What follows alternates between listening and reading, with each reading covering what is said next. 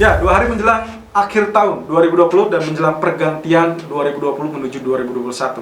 Dan pertanyaan yang sangat-sangat mengena adalah apakah seasonal event untuk emas masih layak untuk Anda ikuti apa tidak? Well, dalam 3 hari terakhir, terutama dari sejak hari Senin, Anda bisa lihat sendiri pergerakannya. Meskipun sempat tertekan, tapi dia berhasil mengalami rebound kembali. Dan ini menandakan bahwasanya buyer masih tetap unggul dan masih tetap menguasai. Jadi kemungkinan potensi seasonal event, ya, Anda masih tetap bisa memanfaatkan hal tersebut.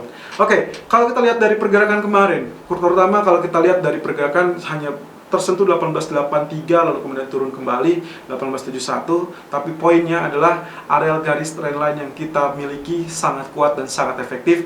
Jadi sebetulnya kalau misalkan cari areal ideal, areal garis tersebut bisa menjadi patokan untuk Anda. Nah, areal grafik yang akan kita tuju hari ini pun tidak jauh berbeda dengan apa yang sempat terjadi dalam 3 hari terakhir. Jadi kemungkinan peluang-peluang ini masih tetap Anda bisa masukkan sebagai areal sideway. Meskipun hati-hati, untuk hari ini saya melihat ada beberapa data ekonomi, trade balance, kemudian pending home sale, lalu kemudian Chicago PMI yang sangat efektif untuk melakukan ataupun menggambarkan kondisi market tentunya. Jadi kemungkinan potensinya agak sedikit volatile, ya, hati-hati. Kemungkinan untuk hari ini agak sedikit lebih liar daripada yang kemarin. Lalu kemudian esok hari, saya rasa kemungkinan potensinya barulah dia akan menyetop atau mungkin membatasi pergerakan. Karena investor lebih kecenderungannya membatasi transaksi di akhir atau menuju akhir tahun. Tapi apapun yang terjadi, semoga Anda selalu diberikan keberuntungan dan saya ucapkan selamat tahun baru untuk Anda semua dan happy holiday. Oke, terakhir dengan faktor fundamental, saya rasa hari ini tidak ada faktor fundamental lain selain data ekonomi yang tadi saya sebutkan, dan juga satu poin utama adalah terkait dengan paket stimulus yang sampai saat ini masih cukup pelik. Kenapa? Karena Senate McConnell kembali menegaskan dirinya tidak mendukung terkait kenaikan paket stimulus senilai 2.000 US dollar yang diinginkan oleh Donald Trump. Hati-hati, Donald Trump memberikan persetujuan dengan membuka tanda tangan, tapi dia memberikan catatan ataupun permintaan bahwasanya stimulus harus dinaikkan senilai 6 atau 2.000 US dollar dari area 600 dolar sebelumnya.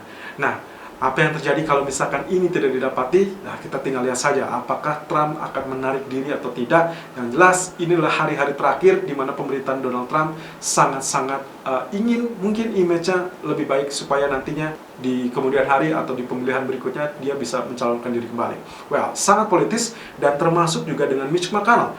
Keputusannya sangat politis dan juga akan mempengaruhi kemungkinan keunggulan Partai Republik di dalam pemilihan Senat putaran kedua di bulan Januari, tanggal 5 Januari di Georgia. Tentunya kalau misalkan Republik ingin kembali menguasai Senat, setidaknya Mitch McConnell harus memberikan dukungan terkait dengan paket stimulus agar penilaian masyarakat ataupun publik dari US sendiri menilai bahwasannya memang Partai Republik pro kepada rakyat. Well, kita tinggal lihat apakah di detik-detik terakhir akan terjadi kejutan atau memang bisa saja lolos tapi dengan kemungkinan kecil dan juga raihan suara yang tidak bulat di Senat. Kita lihat technical view untuk hari ini, 30 Desember 2020. Irfan, untuk Agrodan.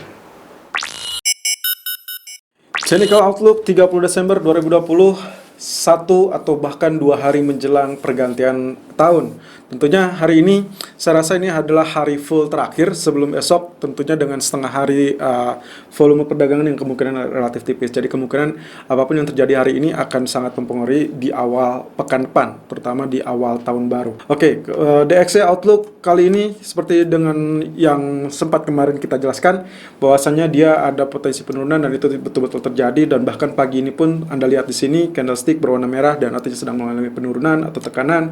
Dan hati-hati, kemarin juga kita sudah sempat kupas.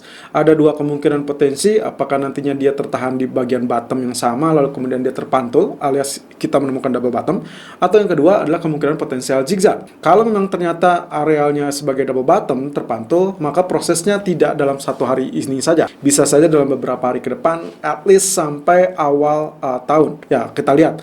Kalau misalkan esok katakanlah dengan relatif terbatas, maka kemungkinan dia akan spike juga, maka kemungkinan di hari Senin di tanggal 4 atau tanggal 5 Januari kemungkinan potensinya bisa saja menyamai atau bahkan menyusul areal neckline. Neckline-nya di mana? Neckline-nya di area 90.67. Nah, ada kekhawatiran kemungkinan di Januari justru ini akan menjadi jauh lebih dalam. Apalagi dengan spending yang akan dilakukan oleh pemerintahan Joe Biden. Oke, kemudian di grafik H4-nya, potensi penurunan kita mendapati pola pergerakannya ini. Ya, kemarin kita sudah rubah, areal garis kuningnya sudah kita rubah, titiknya kita tarik bukan di dua titik pertama, tapi langsung kita areal ini. Dan Anda bisa lihat di sini pergerakan dalam satu pekan terakhir, dia memang masih berada di dalam atau di bawah zona areal garis kuning. Yang ternyata kalau kita susun sedemikian rupa, kita menemukan pola descending triangle. Dan kita sudah ukur, kemarin kita sudah tandai areal support lainnya, dan ternyata memang sudah ditembus atau breakout. Lalu kemudian hati-hati, pola ini sekarang kemungkinan dia akan sedikit menahan, artinya akan ada spike atau konsolidasi terlebih dahulu, lalu kemudian sangat wajar ya pullback, lalu kemudian dia akan melanjutkan penurunan. Penurunannya sampai berapa? Ini areal yang kemungkinan relatif sama ya. Saya sudah ukur ketinggiannya sama dengan ketinggian ini, jadi kemungkinan targetnya adalah 89.25. Nah, satu lagi yang cukup menarik di grafik H1-nya, kita menemukan pola inverse cup and handle. Oke, kalau kemarin atau beberapa hari yang lalu kita dalam fase head and shoulder ya, head and shoulder di mana targetnya sudah selesai, lalu kemudian dia rebound seperti ini, dan kemarin juga sudah kita tandai bahwasanya di areal ini akan terjadi support yang cukup bagus, kemudian dia terpantul dulu baru nantinya dia akan terjun, dan itu persis. Ternyata kalau kita telaah lebih lanjut, saya abaikan areal ini, saya asumsikan ini melengkung dengan sangat cantik ya, dan bottomnya sama, kemudian dia sempat ini tail sedikit saja, lalu kemudian dia rebound sebagai areal handle. Jadi ini adalah cup and handle inverse atau inverse cup and handle, dan believe it or not dia sedang mengalami penurunan. So dalam kategori 3 time frame, daily, H4 maupun H1, kita menemukan beberapa pola yang cukup menarik. Ada double bottom atau potential double bottom, kemudian potential zigzag di grafik daily, kemudian di H4-nya adalah descending triangle yang juga cenderung menunjukkan area penurunan, dan terakhir adalah inverse cup and handle yang juga menunjukkan penurunan. Technical view gold 30 Desember 2020 per jam 11:05 waktu Indonesia bagian barat, high 1885.00 dan low 1876.70, running price 1884.60. Baiklah, kembali dengan pola bullish kembali karena kemarin memang sempat tertekan, tapi seperti yang Anda lihat ya, di sini candlesticknya berbentuk shooting star atau kita sebutnya di inverse atau inverted hammer. Ya, kenapa? Bentuknya mirip dengan shooting star, tapi setelah muncul area bearish ya. Jadi ini kita sebutnya inverted hammer, yang mana potensi pergerakan ini berarti hari ini akan melambungkan gold jauh lebih tinggi. Dan ingat juga bahwasanya kita dalam fase yang kita sebut kemarin sebagai areal triangle. Ya, jadi ini yang bisa kita lihat bahwasanya areal yang akan kita uji kali ini akan berada di zona 1892. Jadi kalau misalkan itu ditembus, otomatis kita akan lihat laju kenaikan akan berlanjut ya. Walaupun tantangannya dalam satu pekan ini atau 2 pekan terakhir yaitu 19.00 dan 19.05 atau 19.06. Tapi saya rasa kalau misalkan kita lihat dengan areal break dari 1892 di zona triangle ini, seharusnya tidak akan menjadi kendala. Tapi kalau misalkan ternyata 1892 atau let's say masih bergerak di bawah 1894, otomatis dia akan kembali mengalami penurunan dan ada kemungkinan cukup krusial zona 1862 bisa saja disentuh atau bahkan ditembus ya. Itu yang kita lihat. Nah, kembali dengan inverse head and shoulder sendiri, jangan lupakan bahwasanya ini kita masih dalam fase inverse head and shoulder. Ya, ini bagian left, ini bagian head, ini bagian right shoulder, dan ini sudah beberapa kali kita juga jelaskan bahwasanya dia sudah mengadakan atau melakukan penembusan. 50% 1924 masih tetap menjadi koridor utama atau target utama yang terdekat, karena target utama yang paling jauhnya adalah 1983. Tapi lagi-lagi ini adalah untuk medium term. So, seasonal event masih layak apa tidak? Ya, tentunya masih sangat layak. Dan dalam satu pekan terakhir ini, saya selalu menganjurkan kepada Anda, setiap penurunan, setiap tekanan itu adalah kesempatan atau peluang untuk melakukan buy on dip. Dan lagi-lagi areal ini adalah teritorial yang mungkin akan menjadi areal resisten kuat. Dan sekalinya tembus, maka kita akan melihat lonjakan jauh lebih tinggi. Oke, kemudian dilihat dari grafik H4-nya sendiri, polanya kemarin sudah benar ya, dan kita memang tetap menggunakan zona triangle dari grafik H4. Saya sengaja tidak mengambil garis yang sempurna atau yang perfect, tapi kurang lebih gambarannya seperti ini. Dia dalam koridor pergerakan zona triangle. Jadi kalau misalkan Anda bertanya-tanya apakah ini akan mengalami penembusan resisten apa support, symmetrical triangle tentunya menjadi koridornya adalah 50-50 ya. Jadi kesempatannya atau peluangnya adalah 50-50. Dia bisa tembus areal resisten, juga bisa tembus areal support. Tergantung mana yang terlebih dulu disentuh atau ditembus ya.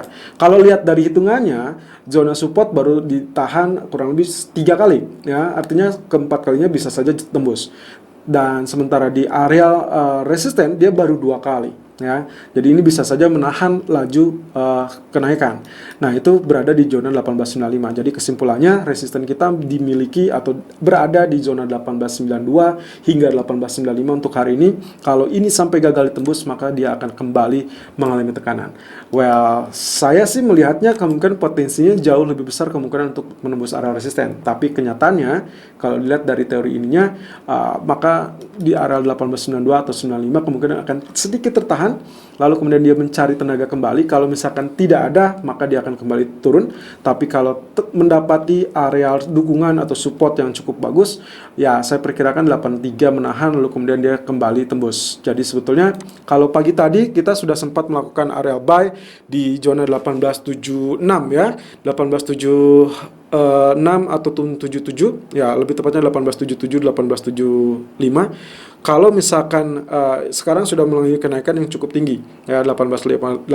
Jadi kemungkinan sekitar ya nyaris 10 poin ya, nyaris 10 poin. Apakah dia masih layak untuk kita ikuti apa tidak? Of course, kalau lihat dari areal ini, zonanya yang paling terdekat, kalaupun dia koreksi, saya masih tetap menggunakan zona tadi ya, 1875 ataupun 1877. Tapi kalaupun misalkan katakanlah dia sudah naik terlebih dulu sampai 1895, lalu kemudian dia persis dengan skenario kita ternyata tertahan, berarti ambil area pullbacknya itu di zona 1883 1886 ya.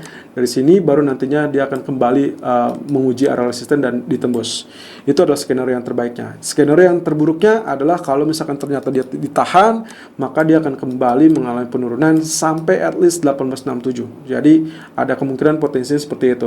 Topik utama kita masih terkait dengan paket stimulus yang masih terhalangi oleh Republik atau dalam hal ini Senat dari Partai Republik. Kemudian di grafik H1 yang paling simpel lagi, saya sudah hapus areal garis-garisnya.